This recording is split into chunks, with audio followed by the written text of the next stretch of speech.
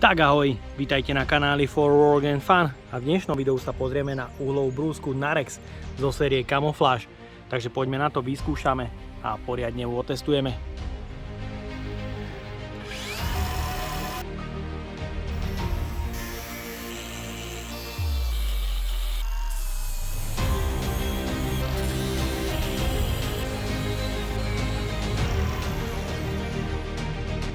Uhlová brúska je určite povinnou výbavou každého domáceho kutila.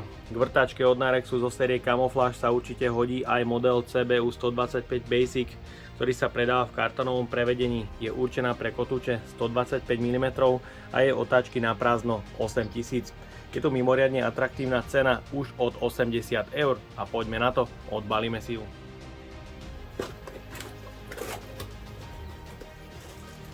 V balení nájdeme užívateľský manuál a záručný list. Je tu pogumované madlo pre obojručné držanie stroja, kľúč pre demontáž kotúča a samotná uhlová brúska zo série Camouflage CBU 125 od Narexu. Ergonomia stroja je na vynikajúcej úrovni, nájdeme tu pogumované prvky proti náhodnému poškodeniu. Je to už obojručný stroj, preto je tu madlo, ktoré sa dá namontovať z ľavej a aj z pravej strany so závitom M8 na prevodovke, ktorá je hliníková. Je tu tlačítko pre zablokovanie kotúča pri výmene, niekoľko prieduchov odvetrania výkonného brášle z motora, ochranný kryt kotúča je možné polohovať beznástrojovým systémom a máme tu závit M14 s obyčajnou maticou. To spracovanie stroja je už na tom trošku horšie, pretože môžete vidieť, sú tu znova nedokonalosti v spojoch na plastoch, ale je to len minimálne. O výkon sa stará brushless motor s maximálnymi otáčkami 8000, je tu spínač pre zapnutie a myslím, že rozteč skrutiek na upevnenie uhlového prevodu je možné otočiť o 90 stupňov, takže spínač by mohol byť teoreticky aj na boku. Pri pätici batérií nájdeme filter pre ochránenie výkonného brushless motora. Brúska zo série Camouflage vyzerá veľmi, ale veľmi pekne. Používa rýchlu brzdu výkonného brushless motora do 2 sekúnd.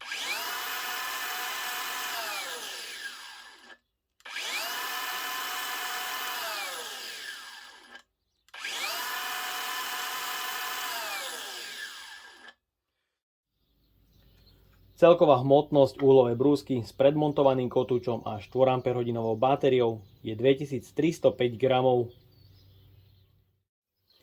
Brúsku je možné štandardne uložiť týmto spôsobom, bohužiaľ nie na päticu batérie, tu stabilná nie je na uhlovom prevode, ale máme výstupok, vďaka ktorému uhlovú brúsku môžeme uložiť aj týmto spôsobom a tým jednoducho nabrúsiť nejaký ten predmet. Stabilita je v tejto polohe výborná. Ďalej sa pozrieme na hlučnosť, otáčky a vibrácie stroja.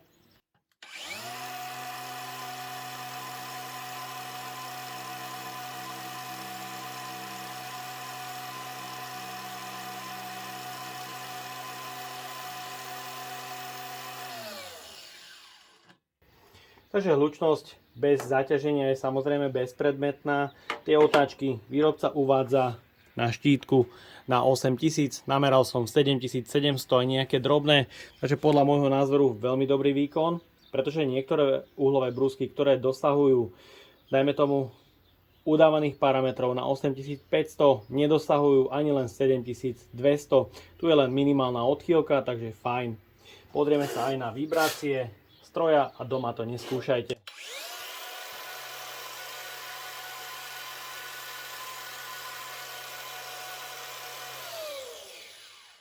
Tie vibrácie na uhlovej brúske sú naozaj odladené výborne, sú cítiť len a len minimálne. Pre odskúšanie uhlovej brúsky zo série Camouflage som si pripravil rôzny spotrebný materiál pre odskúšanie na rôznych aplikáciách v spolupráci so značkou solik.sk. Odkazy na všetky kotúče hodím dole do popisu pod video. Máme tu rôzne kotúče, či už fibrové, lamelové alebo rezné kotúče, prevažne značky 3M Cubitron 2, ale aj iných značiek. Takže poďme na to. Poriadne ho testujeme Flexu od Narexu.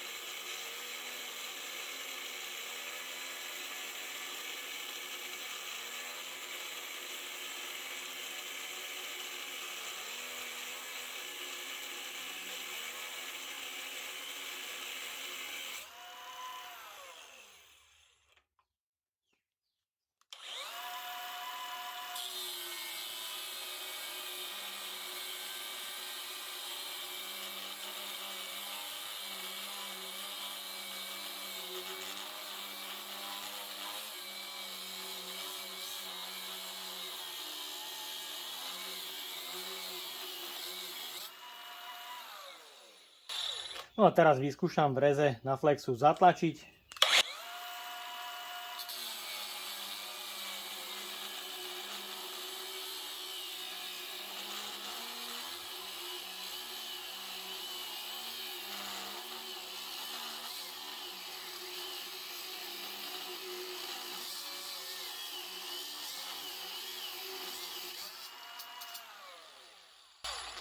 Takže flexa pri reze znáša nejaký ten prítlak. Ak by som chcel, samozrejme ju dokážem zastaviť, ale myslím, že reže veľmi pekne. Vyskúšame odbrúsiť bežný zvar na tenkom jaklovom profile s kotúčom 3M Cubitron 2.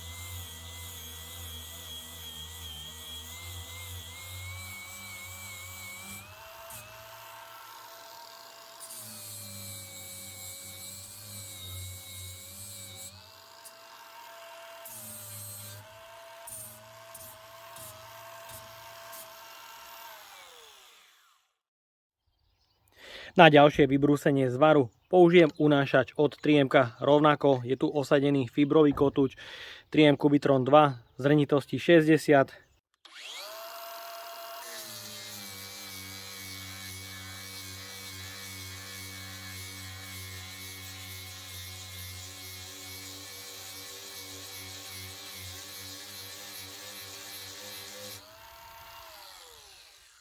A tu je vidieť, že sa s tým oveľa krajšie dajú vybrúsiť zvary na profiloch.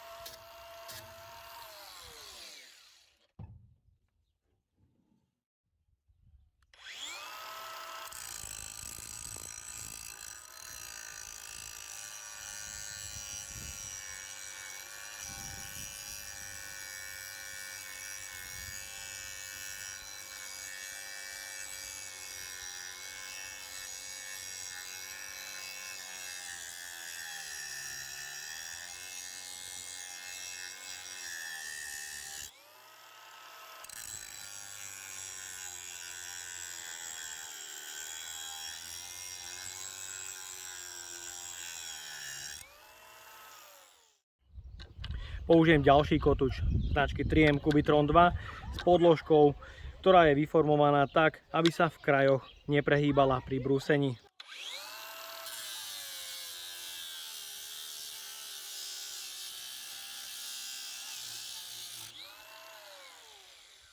A môžete vidieť, aký rýchly úbytok materiálu je tu.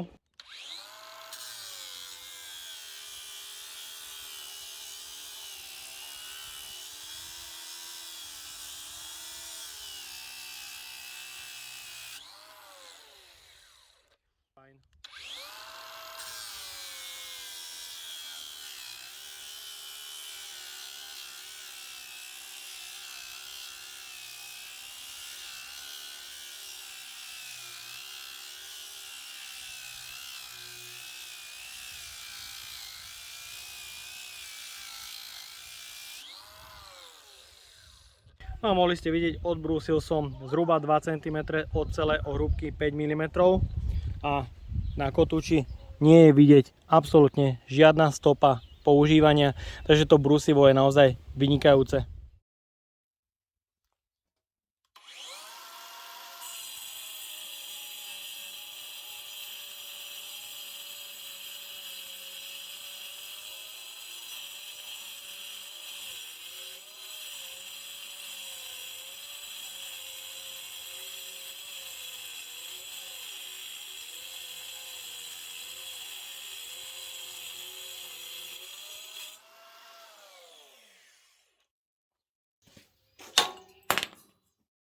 A vyskúšame ďalší unášač pre brúsny papier.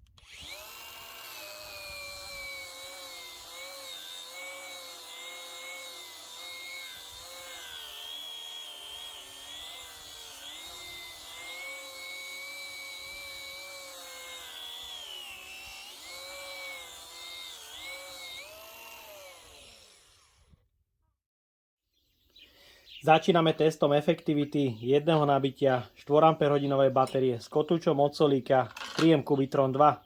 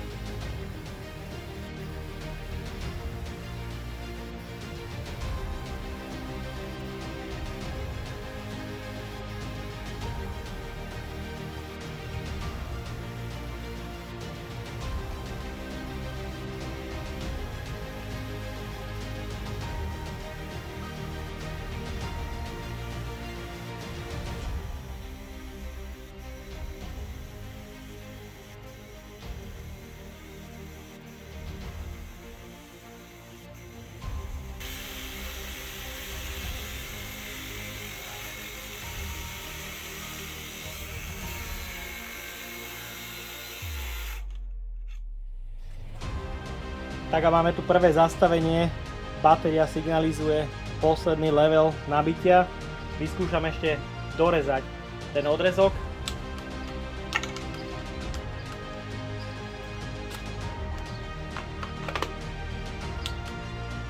Takže je to úplné vybitie a myslím, že celkom slušný výkon na jedno nabitie 4 Ah batérie. Pokračujem ďalším testom efektivity jedného nabitia 4 Ah batérie. Pre zmenu ale použijem kotúče značky Most, keramické, pre oceľ a nehrdzavejúcu oceľ. Budem rezať rovnaký materiál ako s Cubitronom a uvidíme efektivitu na jedno nabitie a taktiež spotrebu dvoch kotúčov. Takže poďme na to.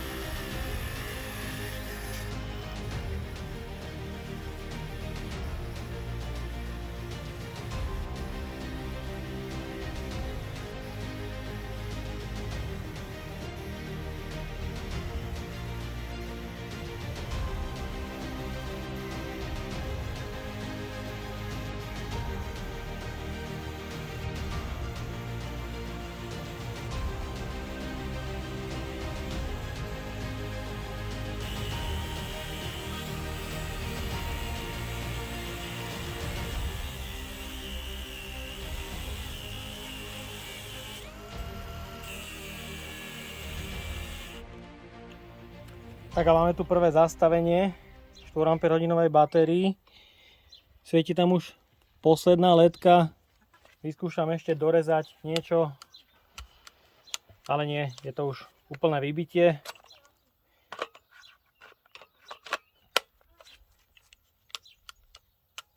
Takže je to konečná a je tu evidentný rozdiel, kde samozrejme z kotúču Most chýba naozaj po vybití batérií iba minimum, zhruba 1 cm, ale mohli ste vidieť, ten rez trval dlhšie, ale taktiež sa nespotreboval kotúč.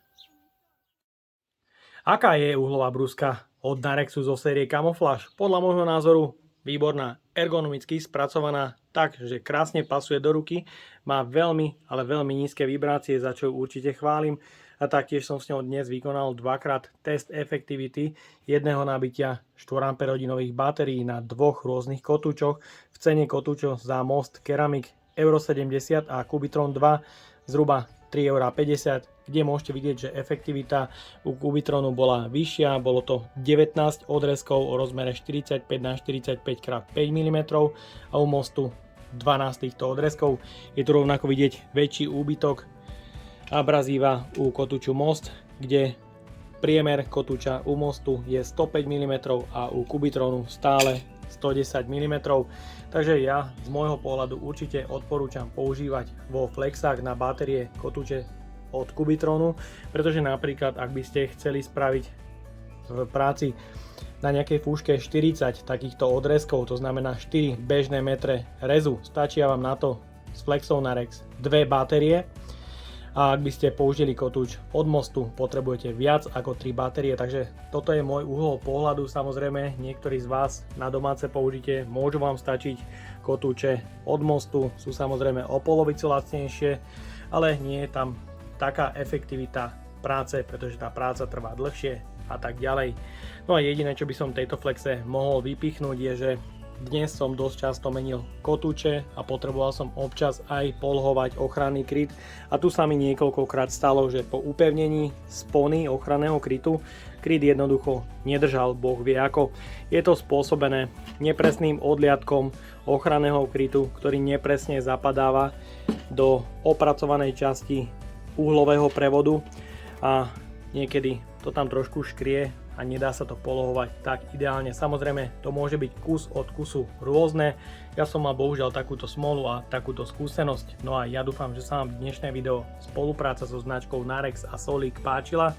Ak by ste ma aj vy chceli podporiť finančným príspevkom, dole do popisu vkladám link na PayPal Donate.